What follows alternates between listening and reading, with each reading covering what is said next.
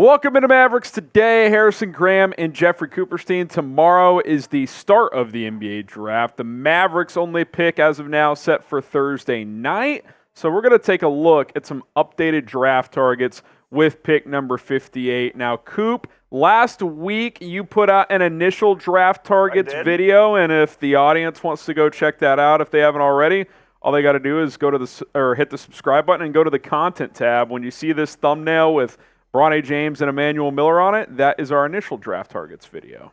Yeah, we talked about 5 players there. We're going to talk about a few different players nowadays. Just taking a look at some guys who the Mavs could maybe take with that last pick in the NBA draft. And we'll just jump right into it here. Starting off with P.J. Hall, the forward from Clemson. Hall was a senior. He played 4 years in college, and he's a guy that kind of intrigues me the more I was looking at him. Yeah, I mean, you look at the numbers here, 18 points last year, efficient from the field. You'd like that shooting to improve from three-point range in the NBA. If he was a better three-point shooter, I think he'd go higher, but could have him in play at 58 overall. Decent rebounder for his size as well. Kevin O'Connor of The Ringer, who does a lot of draft work, had this to say about him. Elite screener who sets fundamental picks at different angles to spring shooters open, whether it's off the ball or on pick and roll. Though he's made only 32.6% of his threes, he has soft touch from the mid-range and at the free throw line. It'd be surprising if that number doesn't go up. And that kind of gives me room for optimism. If they think he can turn into a decent shooter, I mean, why not take a chance on a guy like that at 58? When you're at this point in the draft, I think you're just looking for more intangibles than anything. And from everything that I've read, I won't pretend that I've watched every game that P.J. Hall has played.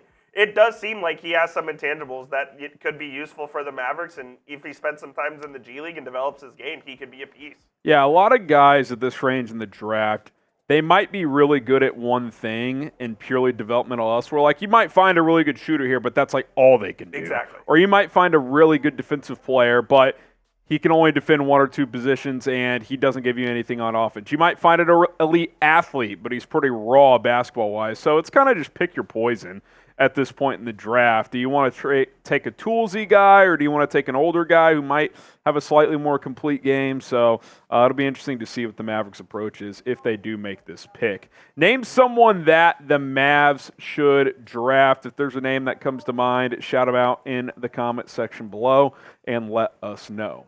I would love this one, Coop. Tristan Newton, if you're talking about intangibles, he's got it. Back-to-back national champions for the UCONN Huskies. Team leader as well. You know, he's not like – he doesn't project to be some big-time NBA player, but he brings that just winning pedigree, attitude, mentality to the table. Obviously, the numbers, especially from an efficiency standpoint here, pretty average, even for the college level, Coop, but he just finds a way, man. And Absolutely. At 58 in the draft, I mean, I'll take a chance on a kid like this. I think there's something to be said for winning at the level that you played at previously, and Newton obviously has done a lot of it. Like you said, back-to-back national champs. And he's a guy that can develop into, I think, a backup NBA point guard is probably his ceiling. If you find that at 58, I mean, you're feeling pretty good about yourself, so I think it's worth taking a risk on a guy like this who knows how to play the game the right way and comes from a program that Danny Hurley runs that has been elite. I mean, when you think of the Mavs roster construction right now, Jaden Hardy's kind of that backup point, probably projects that next year. He's also in the final year of his contract. Yep. Like, he could get paid after next year. You draft Newton, maybe he's on a two-way, or maybe he's your 15th guy. He plays in the G League a lot, plays sparingly here and there, and maybe by year 2, he's ready to be a 10 to 15 minutes off the bench guy. So I certainly wouldn't mind that whatsoever. Let's go to A.J. Johnson, a player you mentioned. You're rocking the shirt right now. Initially a Texas commit, decides to go play for in, I believe, Australia, right? Isn't this where LaMelo Ball played indeed, a few years ago? The Illawarra Hawks in the Australian League. He had a decent year over there last year. Before he went over there, he was projected to be a first-round pick, so his stock dropped a little bit going overseas. But he's an intriguing prospect. He's someone that he's a little undersized as a two guard, but he's probably a little oversized as a point guard, so he's more of a combo. He has pretty good scoring ability, and people really raved about like how his intangibles worked as well back in high school. So he's an intriguing prospect, but I do think that him going overseas probably hurt his stock a little bit. Yeah, it'd be interesting to see where he ends up going in the NBA draft. Speaking of which, we will be live on our main Chat Sports YouTube channel for all 58 selections, including the Mavs at 58. We'll, of course, cover that extensively here on this channel. But if you just want to keep up the tabs with all selections, everything happening, I'm sure there will be plenty of trades. Subscribe to Chat Sports, youtube.com/ChatSportsTV. If you see this thumbnail, you're in the right place. All right, Quinten Post, Coop, Nick Roloff, a.k.a. Rolly, kind of our NBA draft guy here at Chat Sports. He's a big fan of his game. I saw him tweeting about him. He could stretch the floor, shoot the three ball, 43% last year. Decent rim protector. Now, you'd probably like him to add a little bit more weight. You can tell in that picture he's a little skinny there. Hold his own down low, but he's a skilled offensive player. There's no doubt about it. This league is all about stretch bigs, and if you find a stretch big that's shooting 40% from three, you will find a place in the league. Like you said, at this point, you're looking for guys that have elite skills, and you try to develop from that. Well, 43% from three is pretty elite skill as far as three-point shooting goes.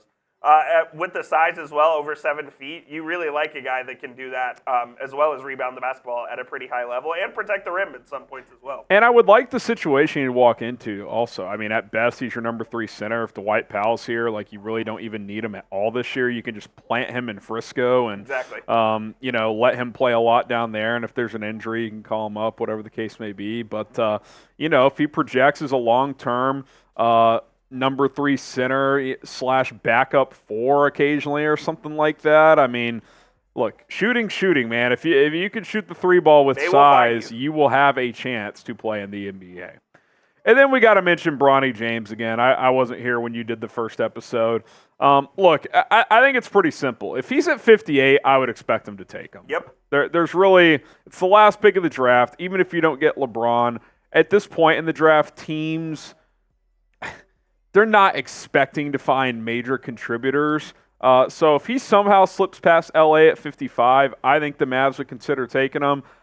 He needed another year in college. We know why he's going to the pros. I know this is stating the obvious, as the L3 says, but until he's taken and until he's on another team, I think this rumor is alive. Uncle Nico, baby. Yeah, Uncle Nico, exactly. I think the Mavs have interest here. Now the conditions probably have to favor the Mavs, like they're not going to trade up for him.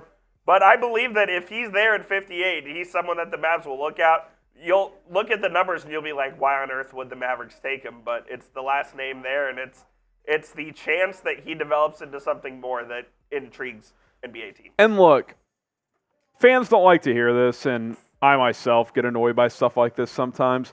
But at the end of the day, what are these NBA teams? They're businesses. Yep. If Bronny James is there at 58, I'm pretty confident the Mavs will take him. You're selling jerseys. Like, you're selling jerseys. Yeah. You could put seats in Frisco if he's playing down there some. Like, and guess what? Like, he's a pretty good athlete who, I think if he hits his ceiling, could be like a backup defensive 2 guard that maybe can be a decent 3-point shooter. Like, it's not like the kid has no ability at all. Right. We got to remember, he wasn't cleared until about Christmas last year after suffering cardiac arrest. Like, it's not, he kind of, in a lot of ways, lost his freshman season. For sure. And USC was a mess. So, like, I don't think, like, he's just some bum who has no chance. Now, look, again, like, I saw this comp a while back, and I kind of like it. If he hits and becomes Avery Bradley, like, that's a pretty good career. Absolutely. And he's got similar athletic skills, similar size.